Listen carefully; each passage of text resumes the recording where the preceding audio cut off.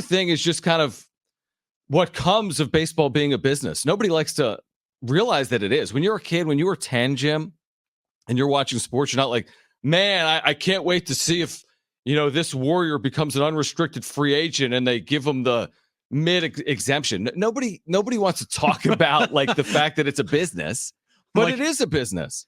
Give him his bird rights. Right, exactly. Like, it's a business. And unfortunately, sometimes players speak to the fact that it is a business. I don't really love hearing it. I don't truthfully blame them either. We'll hear from Josh Hader in a moment, but I mean, he just laid it out there, Jim, today. Like, baseball's a business, and I'm only going to go so far because it's a business. Yeah, I wasn't surprised by it. And we'll hear from Josh Hader come up in a bit here. But, yeah, I mean, Brent, do we have it ready? The Josh Hader? Yeah, let's just play it because I want everyone to listen to it if you haven't listened to it. And then we'll give our reaction to it. It's about 3 minutes long, but this is Josh Hader on his time here in San Diego. It sucks that the business had to come in that way because it is. At the end of the day, I love playing this game. I'm going to do anything I can to win. But also, you got to think about the health of yourself and being able to provide for your family. Now, I was, like you said, I was going through the arbitration system, and I was with the Brewers. It's not like the Padres put me through that process, but the system told me that the way that any reliever, not even just myself, but any reliever is valued based off saves. And, for me at the time, I was going multiple innings, going from the fourth inning, maybe to the seventh, also doing 2 2/3 save outings and just different things like that, which I was fine with. But when I was told to my face that, that's not worth anything, like, you got to get saves, that's where I was like, well, I'm not going to blow my arm out if you're not going to invest in me. So my investment back was, I'll get you the inning, I'll get you the saves, and we'll do everything. But you got to put a team in a bullpen around to do that, right? And obviously, the team that we had going into that year, we had a back-end bullpen that was unbelievable. So, I think that's where things sometimes show a little bit more of the business when, things kind of fall out of place where, maybe we get into a jam and we need some help and everybody's expecting that to be me. So, yeah, I mean, it hurts obviously for the fan base, and, it's not something that I wanted to do to them, but at the same time, I have to take care of myself and make sure that I make it healthy out of that year. But like I said before, I think the biggest thing a lot of people don't realize is, like, once you get to playoffs, for me, it was like full game. Like, I was willing to do whatever we needed to do to win, because I think, and obviously you guys play this game, is like, it takes a complete army to make it through a whole entire season. And it's going to take guys from the minor leagues. It's going to take guys that are coming back from injuries to step up and do their job. So I think that's kind of where, at that moment, like, we were close to potentially making a playoff spot. And at that end of the year where they think, oh, well, if he could have came in this situation, maybe we could have won. And now, obviously, hypothetically, like, if I do my job correctly, like, sure. But if I go in there and blow it, like, what's the saying then? And I understand that, like, you would rather have that opportunity to say, look, we gave it the chance and he failed, but at least that he tried. But at the end of the day, to the Padres fans, I gave it my all, but it sucks that the business had to kind of put that sour taste in their mouth. What do you think? I think that he said the silent part out loud. He went way too, keep digging, Josh. Yeah. Like, he said the silent part out loud. It is a business. Mm-hmm. And these players are paid handsomely. And some of it is spot on, truthful, and accurate. You don't say it all out loud the way he did it. Now, again, this goes back to his days with Milwaukee. And he feels as if he's been burned by Milwaukee and therefore burned by the game, the sport. But I don't think he made himself any friends with that 3-minute clip there in San Diego. I think he could have just saved everyone 3 minutes and just said, "Don't hate the player, hate the game." Yeah, exactly. Yeah. When you get to a point when you're telling fans, I care more about myself than the team, essentially, you're Right. like you said, you are going to not have anybody really care about you or defend you at all. It's in professional sports like this, all fans want is a team player. They want guys that will do anything for the team, do anything for anything for the team to win. Mm-hmm. And when you're pretty much openly saying that, I'm doing it for myself and not the team. And if we're in a position, then like to save a game, like I'll go out there and save a game if it's in the 9th inning.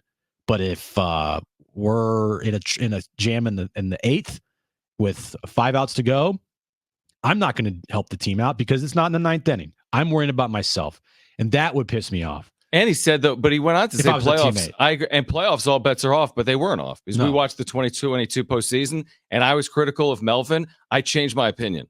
I'm critical of Hader.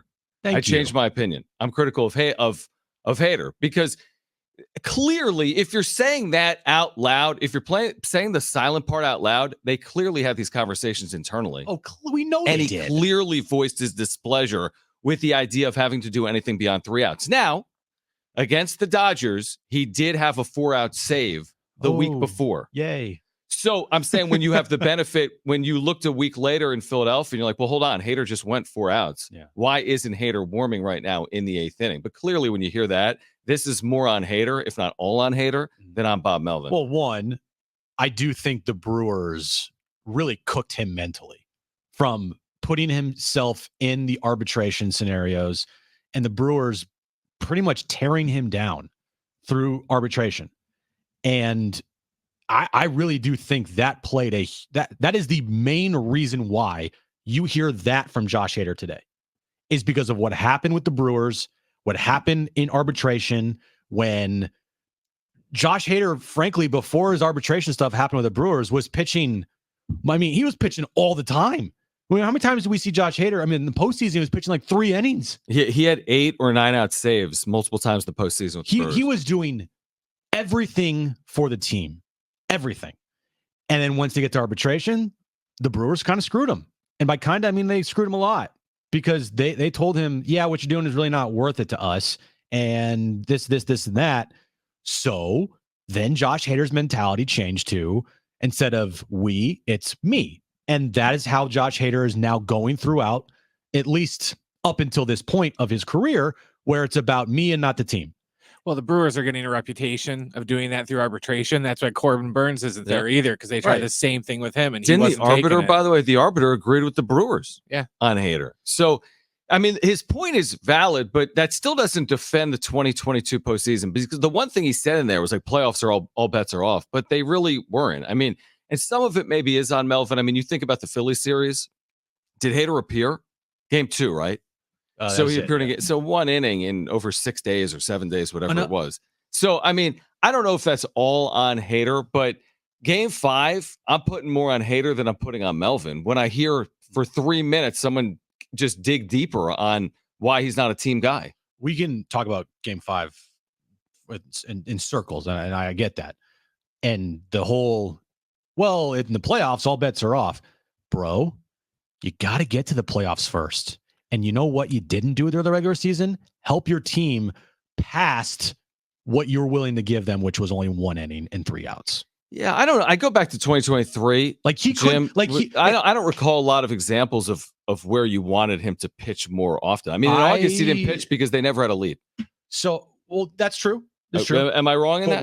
What about before August? I don't have. I know. We'd have to look. Off the top of my head, I don't have exact games where I can point to and say that's what I'm saying. Josh Hader should have came in the 8th inning instead of wait till the 9th, because guess what? The game was blown in the 8th by whoever reliever that was out there, and that wasn't Josh Hader. Yeah, either do I. That's my point. I don't know. Like, did Hader actually cost them? Like, are there examples? How many examples are there of Hader, like, quote unquote, costing them because of his lack of availability? I would say at least more than a handful. More than a handful last year? I can remember at least like thinking to myself, wow, Josh Hader would have been nice in the 8th inning here. And they didn't go to him. Right. And he would say like, hey, it's May. Yeah. Like, it's a long year. Right. But if you look back at it now, you're saying to yourself, well, what if Josh Hader went into the 8th inning for a 4-out save in the regular season? What if Josh Hader said, I want to help this team win? Yeah, I mean, let me say this. Before I heard this 3-minute like ditch digging by Josh Hader, I was on Team Hader. But now that I hear from Hader in this regard, I'm clearly not. With all that being said, it's hard for me to blame 2023 on the guy with the 1 ERA. You know what I mean? Like to ask more of the guy that actually performed, everyone could have done more. Everyone, clear. So let's be clear. Melvin said that he could have done more. He could have managed better. But he had a 1-1, Jimmy. You know, like the guy had a 1-1. That's great. So my point is, he did more good than bad. I would think in 2023. When he was put out there to do his job, he did his job. That's great. Mm-hmm. But it's not what we're talking about here with Josh Hader. We're talking about when the team needed him beyond what he was already giving them. And that's all sports, right? It's all sports. Guys, you know, you expect and hope that everybody is willing to do almost anything to help the team win. That's just what it is, right? If, in football, hey, I need you to make a block. You're not going to catch any balls today, but I need you to be on the line to block the defensive end from sacking the quarterback, right? Like sure. in basketball, hey, I need you to be a point guard today because you know your shooting's off or whatever. You need to do this or do that or set. I need you to come off the bench. Yes, come off the bench, set screens instead of like. There's plenty of instances in all of sports where you see players doing things outside of what they're asked to do. Sure. Because that is how you help the team win. And that's why when you hear Josh Hader today, if you're a Padres fan, you're probably more pissed off than not, because it sounded like from him that he was not willing to go outside of what he was willing to give them to help the team win at all costs. That's clear. And I agree. And honestly, listen, a lot of people were offended by what he said in the middle of September when people were like, well, why aren't you available with the team in the pennant race? He's like, what pennant race? And honestly, I kind of agreed with him in the moment. Like, are you serious? You got a 1 in 700 shot of making the postseason. Like, let's not pretend like the September 16th game when you're 9 out with 15 to play is the difference between making the postseason or not. But the funny thing is, the way they played down the stretch, they were a game or two away from making the postseason. So maybe one or two more usages of Hader could have been the difference for the Padres a year ago. Maybe to his point, or maybe they overuse him and he doesn't pitch as effectively. But at least then you say, well, at least we turn to Hader. And if you ask Josh Hader, truth test, truth serum, right? Did you do everything you possibly could to help the Padres win while you were here in 2023? If he said yes, I bet you would come back that it was a lie. He just said no. I know. Heard it. I know. You know what I mean? That's what I mean. He said it. Like, so that to me, and that's his prerogative. If he feels like he did everything he possibly could and he got his big payday, that's fine. That's honestly, what he believes. He played it. Honestly, Jim, he played perfectly. He shouldn't have said what he said. Yeah. But he's got $100 million more than other relievers. Exactly. And it wasn't like he wasn't getting paid last year. It was compensated very well. It was paid $18 million by the Padres. So don't come at me with, the compensation side of it. No, that was all arbitration, though, interestingly.